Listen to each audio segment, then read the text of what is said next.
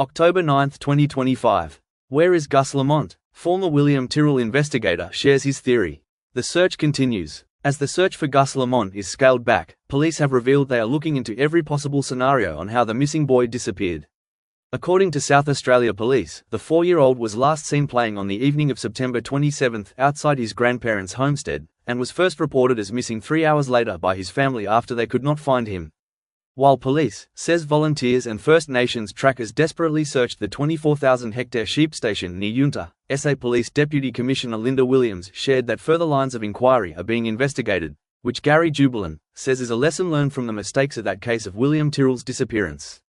Children disappearing at that age is a rare event, the former homicide detective who worked on the Tyrrell investigation from 2014 to 2019, told the Today Show.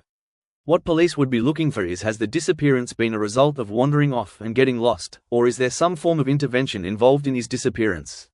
With GUS case now being managed by the Missing Persons section of South Australia Police's Major Crime Investigation Branch, alternative search methods have been launched in the hopes to find the missing boy, including aerial searches and an infrared drone search.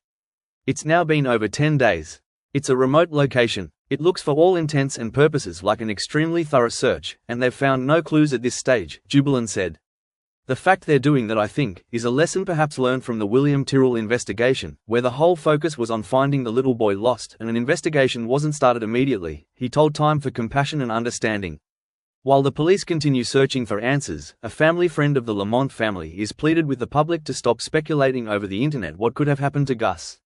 Alex Thomas, who grew up on the farm next door to the Lamonts, says the online vitriol being directed at GUS family needs to stop. I really want to gently inform people about the realities of rural life and ask them for their compassion and understanding, Alex told the Advertiser. This gentle and loving family, they're not headlines. They are not a spectacle. She's also reminded the community that kids raised on farms have a different understanding of the land. For those not from the area, the landscape seems quite harsh, but for GUS, it's this kid's backyard, she shared. It might be a big backyard, but he knows that place like the back of his little hands, not unlike his parents, and his parents' parents. Days after GUS was reported missing, an AI-generated image of a boy resembling GUS being placed by an unfamiliar man into a car was shared thousands of times on social media. Now, missing persons expert Dr. Sarah Wayland is reminding social media users to check where information is coming from to see if it's credible or not. For families of missing people, they're living with both the actual trauma of the waiting and the information from police, but they're also now living with the imagined trauma of what the community is offering them up, the social work professor at CQ University told the Advertiser. She also says the public often look to historical cases to help understand the case, but warned that false claims and rumors distract police from real work. There's a kind of true crime mysticism that takes hold, rather than recognizing each case is unique. This is the story of one young child who's missing. It's not necessarily the replicated story of a case that we've known from the past, she said. False claims take the police's attention away from the search and rescue or recovery operations and requires them to answer questions that have nothing to do with what's happening right now.